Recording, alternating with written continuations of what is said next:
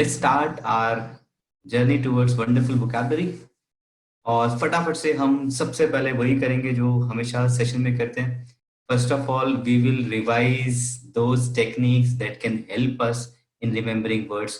एक बार फटाफट से वो रिवाइज करते हैं and then we will take some very important words of unit number 15. So let's quickly revise the techniques that we have discussed earlier. First thing, relate. So if you wish to remember a word, relate that word with someone or something. उस word को किसी के साथ relate कर दो. Peg method. I hope you remember there are two meanings of the word peg. Peg का एक मतलब तो आपको मालूम है. The second meaning is hook और खूंटी. So peg method में हम क्या करते हैं? Relate a word with an old word. So आपको एक word पहले से आता है, उसके साथ एक नए word को relate कर दो. So if you wish to remember confident, relate it with diffident. So that is peg method. The next is distort. आप word को तोड़ मरोड़ दो. So when you distort a word, it becomes easier to remember. आज हम distort method कई सारे words के साथ use करने वाले हैं. So we will do distort. Next is roots. Words के prefixes, suffixes, वो word किससे बना हुआ है, उसके roots देखना चाहिए. Those roots can help us remember not just that word, but we can remember many of the words. आज भी हम बहुत सारे words के साथ roots देखेंगे उसके. Rhyme. Rhyming जैसे करके आपने बहुत कुछ याद भी किया है एग्जाम्स में. वैसे what you can do is you can rhyme words. आप words को rhyming कर लीजिए.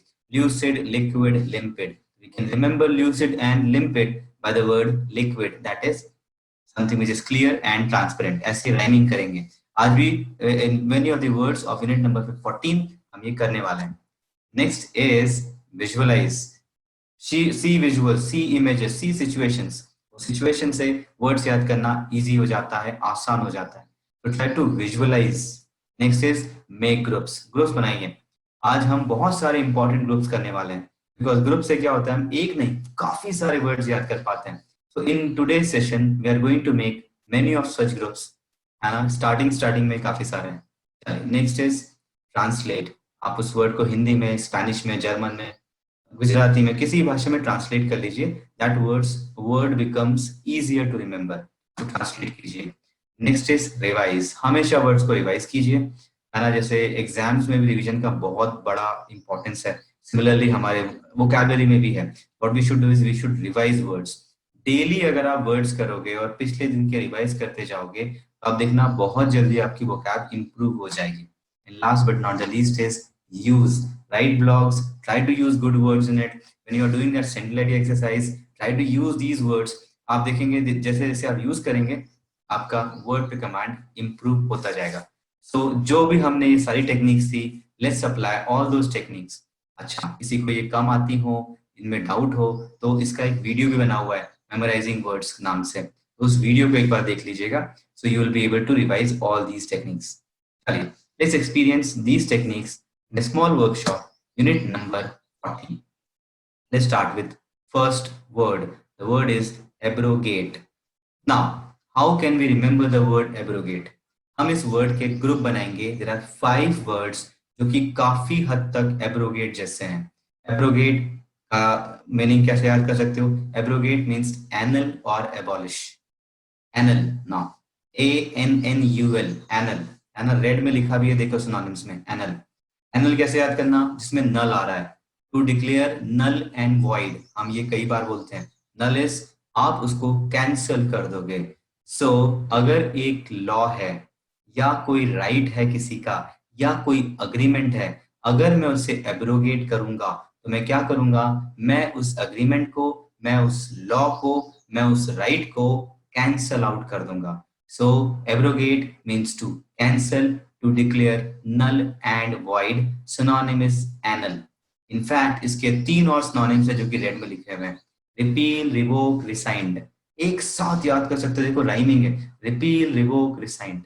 Repeal, revoke, rescind. तीनों वर्ड्स RE से स्टार्ट करते हैं और तीनों में आप वो लॉ को वापस ले लेते हो, उस नियम को रिवोक कर लेते हो, उस राइट को रिसेंड कर लेते हो. So in all the 3 words, you take those laws back. आप उसको डिक्लेयर कर देते हो null and void. So synonym क्या हो गए? To cancel, to declare null and void, that's the word. ठीक है, तो ये 5 वर्ड्स हमें याद रखना है। माँ कहती डिफिशियंस, मैं सिर्फ ये बात है, जो डिफिशियंस है इसका पार्ट ऑफ स्पीच थोड़ा सा अलग है बस, बाकी बढ़िया, डिफिशियंस बिल्कुल चलेगा, कोई इशू नहीं है। ठीक है, चलिए let's have the next word. Next word is अडेज। देखो अडेज कैसे याद करना, सेज से याद करो। सेज मतलब साधु, तो साधु जो है बहुत सारी अडेज मतलब प्रोवर्ब्स या कोटेशंस देते हैं। तो adages are those proverbs and quotation. Usage देखो जरा इसका, look before you leap, jump मारने के पहले एक बार देखना चाहिए क्या चल रहा है। तो दैट्स एन अडेज, ये एक अडेज है, ये एक फ्रेज है, ये एक कोटेशन है, ये एक प्रोवर्ब है। सो अडेज वो ओल्ड एज प्रोवर्ब जो चला आ रहा है। अडेज क्या होता है, ओल्ड एज प्रोवर्ब जो चला आ रहा है। तो अडेज को कैसे याद करना, ओल्ड एज प्रोवर्ब। तो देखो ऐसा हम काफी कुछ चीजें याद कर सकते हैं ना। यहाँ पे हम ग्रुप बनाएंगे आओ एक। तो आपके ग्रुप के लिए मैंने एक छोटा सा स्लाइड बनाया है, आप देखिए जरा इस स्लाइड को, है ना। निखिल कहते हैं आर फैक्ट सिमिलर टू अडेज। देखो फैक्ट्स मतलब तो ट्रूथ होता है, अडेज मतलब प्रोवर्ब होता है, कहावतें, लोकोक्तियां जो कि सच्चाई व्यक्त करती हैं जीवन की। Honesty is the best policy, it's an adage. I hope I was able to clear your doubt ना।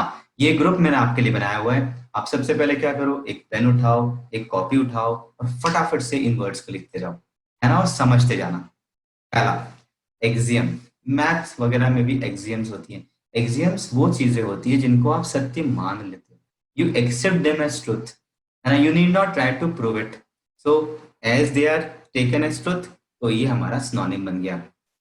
ज्यादा क्लोज सिनोनिम जो एडेज के हैं वो बचे हुए वर्ड्स हैं। देखो जरा, मैक्सिम, एफोरिज्म, इपिग्राम, 3 वर्ड्स कौन कौन से, मैक्सिम, एफोरिज्म एंड इपिग्राम।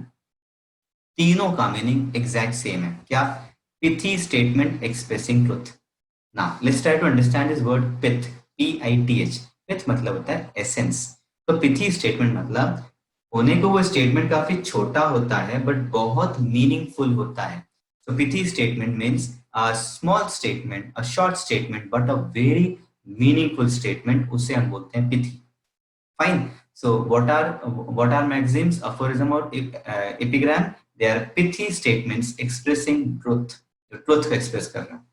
ठीक, सो हम एक ग्रुप बना रहे हैं, मतलब हम ये कुछ सिनोनिम्स देख रहे हैं उसके बहुत क्लोज वाले, और एक साथ हम काफी सारे वर्ड्स याद कर पाएंगे। सो अडेज, जो सेज कहता है ओल्ड एज सेइंग है, वो अडेज है। एक्सियम, जिसको सही मान लिया गया है, मैथ में वगैरह में एक्सियम्स होती है। Maxim, aphorism, epigram, pithy statements. Now अगला वर्ड है डिक्टम। डिक्टेट्स, डिक्टेट सुना आपने, डिक्टेट करवाते हैं, डिक्टेटर होता है वो डिक्टेट करता है। सो डिक्टेट मतलब जो ऑर्डर दे दिया कि ये करना पड़ेगा तुझे, you have to do this. ठीक है, सो डिक्टम का पहला मीनिंग क्या हो गया, अ फॉर्मल अथॉरिटेरियन ऑर्डर, कि अब आपको ये करना पड़ेगा, मतलब करना पड़ेगा, as the first meaning of the word dictum. ना इसका सेकंड मीनिंग क्या होता है डिक्टम का, सेकंड मीनिंग मैक्सिम होता है, मैक्सिम मतलब वही पिथी स्टेटमेंट। सो इसलिए डिक्टम भी एक सिनोनिम हो गया सेकंड मीनिंग में। तो सेकंड मीनिंग के कारण डिक्टम भी एक सिनोनिम है। तो कौन कौन से हो गए, मैक्सिम, अफोरिज्म और इपिग्राम एंड डिक्टम। चलिए let's have the next word. Next word is precept. Repeat, the word is precept. Precept मतलब ऐसे कुछ रूल्स जो कि नेक्स्ट जनरेशन के या हमारे बिहेवियर को गवर्न करेंगे, कि देखो ये करना चाहिए, बड़ों के पांव छूना चाहिए, या ऐसा करना चाहिए, झूठ नहीं बोलना चाहिए, इन्हें हम प्रिसेप्ट कहते हैं। तो प्रिसेप्ट्स आर दोज कंसेप्ट जो कि आपको बेहतर इंसान बनाते हैं, जो आपके बिहेवियर को गवर्न करते हैं, उन्हें हम प्रिसेप्ट बोलेंगे। ठीक है, सो precept are those concepts which will make you a better person. ठीक है, तो मेकिंग अ बेटर पर्सन वाले कंसेप्ट प्रिसेप्ट। ठीक, चलो नेक्स्ट वर्ड देखते हैं अपन, SAW, सॉ। ना सॉ के 2 मीनिंग होते हैं, ज्यादा 3 मीनिंग होते हैं। एक तो सी का पास्ट फॉर्म, सी का सॉ, है ना, I saw him yesterday, that's the first meaning. Second meaning देखो इसका क्या होता है, सेकेंड मीनिंग सॉ का होता है जो आरी होता है, जो कट करने के लिए हम यूज करते हैं, that's the second meaning of the word saw. ठीक है, और थर्ड मीनिंग क्या होता है, थर्ड मीनिंग में इसका मतलब होता है कोटेशन या डिक्टम, है ना, सो प्रोवर्ब। सो कोटेशन और proverb is the third meaning of the word saw. तो सॉ के तीन मीनिंग, सी का second form saw, second is would cutting tool and third is a proverb. ठीक है, चलिए अब मुझसे पूछा जा रहा है, धृति पूछती है, it is important that magazine always represent truth. हाँ, मैगजीन बिल्कुल सच्चाई बताती है, ऐसी नियम बताती है, ऐसी चीजें बताती है जिसको सोसाइटी सही मानती है और फॉलो करती है, उसको बोलते हैं मैगजीन्स। मुस्कान बोलती है इस dictionary same as fate, FAIT। देखो मुस्कान, FAIT तो मैं रिलेट नहीं कर पा रहा हूँ कोई सा वर्ड, आप चाहो तो एक बार इसकी स्पेलिंग चेक करो, है ना। मार्क बोलती है can you explain dictum once more, why not, let me explain. Dictum के देखो दो मीनिंग, पहला मीनिंग डिक्टेटर जो होता है वो ऑर्डर देता है, तो dictums are those authoritarian order, formal orders, पहला मीनिंग। सेकंड मीनिंग क्या होगा इसका, मैगजीन, मैगजीन मतलब कोई main pithy statement, very intelligent statement, जिसमें बहुत मीनिंगफुल स्टेटमेंट, मतलब एक ऐसा कोटेशन, वो उसका सेकंड मीनिंग हो जाएगा, है ना मार्क। तो सेकंड मीनिंग इसका मैगजीन ही है, मैगजीन का मीनिंग देखो ऊपर लिखा हुआ है, और फर्स्ट मीनिंग इसका फॉर्मल ऑर्डर हो गया। ठीक है, चलिए। हाँ, सो मुस्कान बोलती है फियाट, हाँ फियाट, फियाट एक अथॉरिटेरियन ऑर्डर, तो Fiat will be A synonym of dictum, bull, Fiat बहुत सारे होंगे से। ठीक है, धैर्य कहते हैं कि can belief be synonym of maxim. हाँ, ऐसा बिलीफ जो सही माना गया है एंड उसको मैगजीन बोलेंगे। देखो मैगजीन का मतलब समझो आप, धैर्य, लेट्स से अब पछताए होत क्या जब चिड़िया चुग गई खेत। आप देखिए बहुत छोटा सा स्टेटमेंट है बट बहुत मीनिंगफुल है, इसको हम बोलेंगे मैक्सिम। ठीक है, ऐसी चीजों को मैक्सिम बोलते हैं। अब let's move to the next one. हमने कैसे याद किया, उसको एक ग्रुप बना के याद किया। अब एक और ग्रुप बनाएंगे अपन एलिगोरी का। एलिगोरी का ग्रुप बना के हम चार वर्ड्स याद करेंगे, है ना, चार important words. I repeat, four important words we will do by making a group of allegory. ठीक, पहला ग्रुप देखते हैं, एलिगोरी और पैरेबल। पैरेबल कैसे याद करना, पैराग्राफ में मोरल, मतलब छोटा पैराग्राफ है उसमें मोरल दिया गया है, पैरेबल। दूसरा है एपिलॉग और फेबल।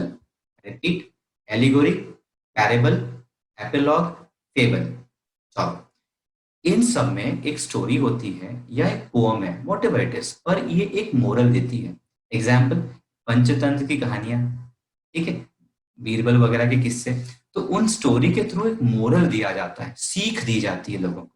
ठीक है ना, कुछ ऐसी स्टोरीज होती हैं जिसमें एनिमल्स होते हैं और वो एनिमल वाली स्टोरी होती है और उसमें सीख दी जाती है, जैसे रैबिट और टॉर्टिस की रेस, रैबिट था, टॉर्टिस था, उन्होंने सोचा रेस लगाए, तो वहां भी एक मोरल दिया गया। मोरल क्या था, slow and steady wins the race. So ऐसी जो होती है जिसमें एनिमल्स यूज किए जाते हैं उसे हम क्या बोलते हैं, फेबल या एपिलॉग।